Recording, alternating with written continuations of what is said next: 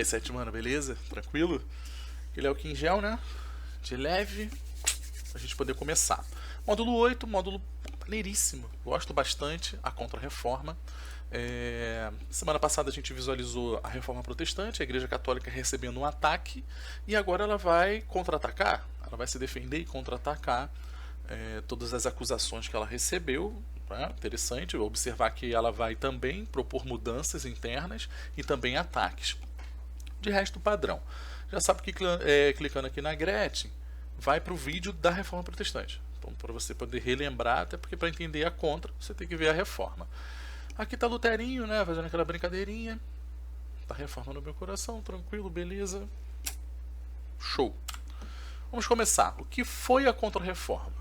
Foi uma reforma católica, reação da Igreja Católica diante da reforma protestante. Básico, né? Que eu já tinha comentado com vocês. Por quê? Para conter o avanço das religiões protestantes, fazendo a manutenção da Igreja Católica na Europa. Gente, falamos sobre todas as críticas à Igreja Católica naquele momento, e muitos fiéis deixando de professar a religião cristã católica, e você sabe que quando uma religião não tem mais adeptos, não tem mais fiéis, ela deixa de existir. Milhares de religiões já passaram pelo mundo e a maioria delas, podemos dizer, chegou ao fim, porque as pessoas deixaram de acreditar. Vou te dar um exemplo. A mitologia grega, romana, era uma religião, as pessoas acreditavam nesse fator religioso dos deuses. Aos poucos foram deixando de acreditar, substituindo por outras.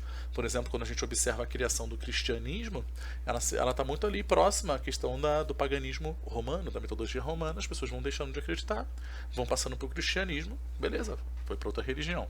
E deixou. A Igreja Católica, uma instituição muito importante, muito poderosa, vai ter que se movimentar para conseguir fazer modificações, fazer ataques para se manter viva, correto? E ela se mantém viva até hoje. Na imagenzinha, você encontra o Papa Urbano III. Esse Papa Urbano III, ele foi responsável por esse momento crítico da Igreja, né, de lidar com esse momento crítico da Igreja, e ele que vai lançar o que a gente vai falar agora no próximo slide, que vai ser o Concílio de Trento, o principal conjunto de reuniões para combater o avanço protestante e reformular a Igreja Católica. Então aqui, ó, já de cara, Concílio de Trento, repara, vai de 45 a 63. Não vou fazer a conta aqui agora que eu não quero passar vergonha, mas você sabe aí que é um tempo grande, beleza? Ó, símbolo da Contra-Reforma, cara. O símbolo é o Concílio de Trento. Concílio nessa ideia de conjunto de reuniões. Olha, os caras ficaram anos e anos se reunindo, pegando, como se fosse uma revisão completa da Igreja, mas ao mesmo tempo com as 95 teses do Lutero. Tu lembra delas, né? 95 teses do Lutero. E ele sempre olhando, caramba, Lutero nos criticou aqui. E aí, vamos fazer o quê? A gente aceita, não aceita? E Lutero falou isso aqui, isso aí, Lutero tem razão, realmente é melhor a gente parar. Ó, isso Lutero não tem razão, é melhor não parar. Então essas são as características que a gente precisa entender. Imagenzinha ali, muito conhecida do concílio, vira e mexe, tu encontra no livro, não tem muita diferença aí não. Então, organização da atuação da Contra-Reforma, tá? Contra a Reforma Protestante. Então, dentro dessa Contra-Reforma, ó, reforço das práticas tradicionais. Por exemplo, padre vai continuar sem casar. Não pode casar, não pode constituir uma família. A família do padre é a igreja e ponto final. Então ele vai reforçar isso. Vai reforçar os sacramentos, vai reforçar a ideia do culto aos santos. Tudo isso vai ser um reforço. Tá? Mas também, ó, lançando bases de novas práticas da igreja. Correto? Lançamento de bases de novas práticas da igreja. Por exemplo, você vai conhecer a Companhia de Jesus. Padres catequizadores, especialistas em catequese para rodar o mundo atrás de pessoas que possam vir a se tornar fiéis, aí, adeptos do cristianismo católico. Cristão católico. Então, essa Companhia de Jesus vem até o Brasil, você vai observar no futuro. Reforça a autoridade do Papa. Reforça, porque o Lutero tinha falado que o Papa não poderia falar em nome de Deus, que não era sagaz o suficiente, e aí eles reforçam. Então você tem dois grandes espíritos dentro do Concílio de Trento. A reforma, que vou modificar coisas da igreja. Vou dar exemplo. Lutero criticou venda de cargos. A Igreja Católica para de vender cargos. Lutero criticou venda do perdão. A Igreja Católica parou de vender o perdão no papelzinho. Lutero criticou a venda de relíquias falsas. A Igreja Católica parou de vender relíquias falsas. Parou de fazer essa venda. né? Mas Lutero também vai criticar outras coisas, como por exemplo a questão do padre, mas o padre vai ser mantido. Então, o primeiro grande espírito é reformular mesmo, falar, Lutero, pô, Lutero tem razão, mas não vou gritar, não vou. A igreja não vai gritar e vai apertar a mão do Lutero. Ela vai falar baixinho, o Lutero tem razão, a gente vai mudar aqui que a gente deu mole. E o outro espírito é ataque. Não vou deixar o protestantismo avançar 1 centímetro no meu território católico. Essa que seria a ideia no geral. Então, ó, vai ainda fazendo nessa ideia de reforço a manutenção dos dogmas, da crença dos santos, da estrutura da missa. Tudo isso foi criticado por Lutero, né? Um padre de costa, aquela coisa toda, o latim ainda estava sendo mantido, a crença nos santos, São Jorge, Santo Antônio, por aí vai, São Roque, né? A gente tem aqui a igreja São Roque pertinho aqui no Valqueire. Acho que vocês devem conhecer, beleza? Criação do índex. Aí a chapa vai começar a esquentar, irmão. Até aqui é só reforma, até aqui é só mudança. Vamos mudar. Aí o índex é a imagenzinha que você está vendo aqui do lado. Ó. Lista de livros proibidos. O que o reformulador da Igreja Católica vai pensar? Como esse cara vira protestante? Ele vira protestante porque ele teve acesso à informação. Então eu preciso bloquear as informações e então vou bloquear os livros, vou criar livros que são proibidos. Livros científicos dentro do humanismo, lembra do humanismo? Então a Igreja Católica vai culpar o humanismo de ter tornado o homem crítico ao ponto de criticar a própria Igreja Católica. Mais ou menos nesse caminho. Então se você não lê, não tem como você modificar o teu pensamento.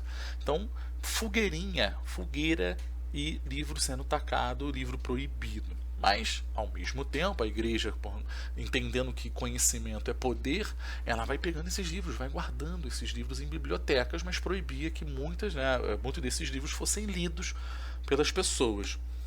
Então, tem um romance chamado Em Nome da Rosa, virou filme também, nem da minha época, que dirá da de vocês. Ele trabalha com essa ideia de que hoje a gente teria uma série de cura, né, para várias doenças, se esses livros não tivessem sido queimados. Né? O conhecimento humano seria maior, né? Porque a gente pegaria todo aquele conhecimento sobre a égide ali do humanismo, sobre, né, a grandiosidade do humanismo. Bom, e aí no romance ele coloca que a igreja passava veneno nas folhas, porque a pessoa, né, geralmente bota a mão no rosto, etc.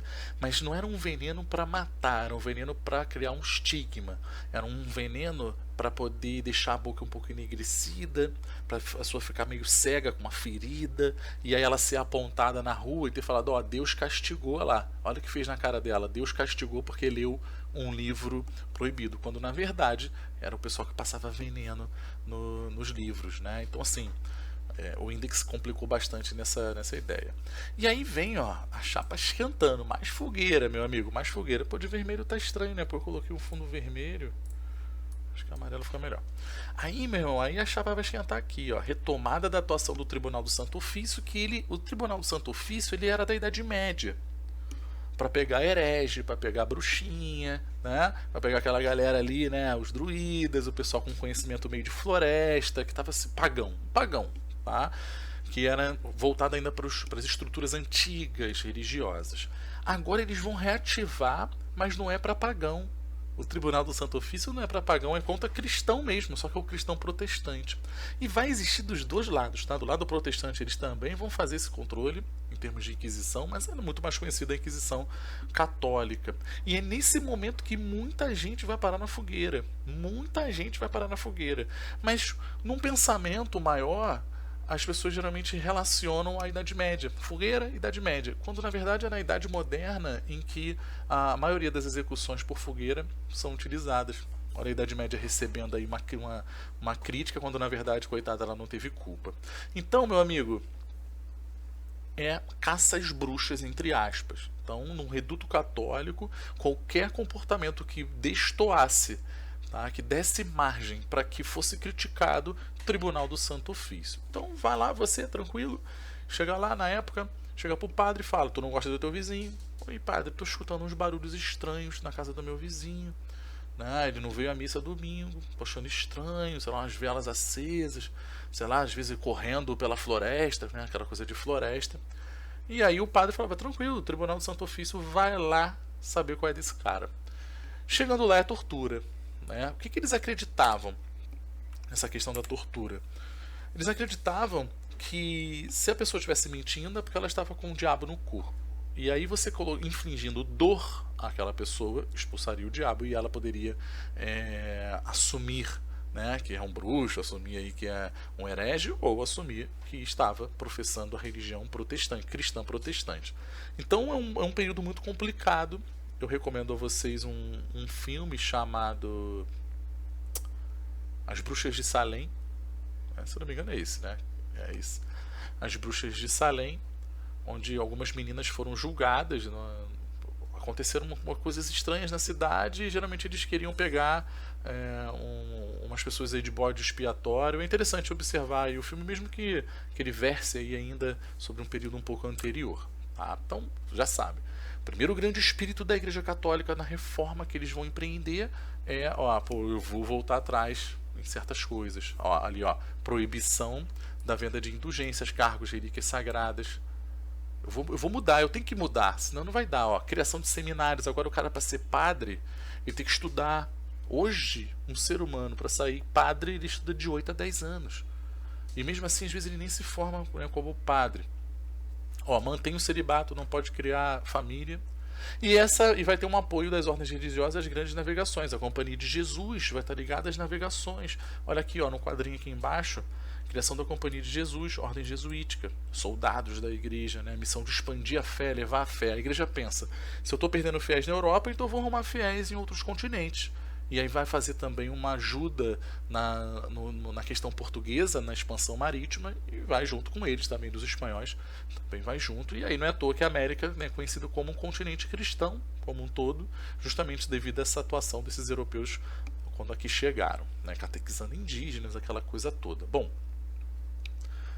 então vocês já sabem, estou sendo chato, estou repetindo. Primeiro espírito e segundo espírito do Concílio de Trento. A igreja vai voltar atrás e vai proibir certas práticas, venda de indulgência, cargo, relíquia, vai parar de vender cargo, então o cara tem que começar como padre, para depois ele subir, né, nas patentes aí da igreja, vamos falar assim, chegar a bispo, quem sabe chegar a papa, beleza? Ela vai se moralizar.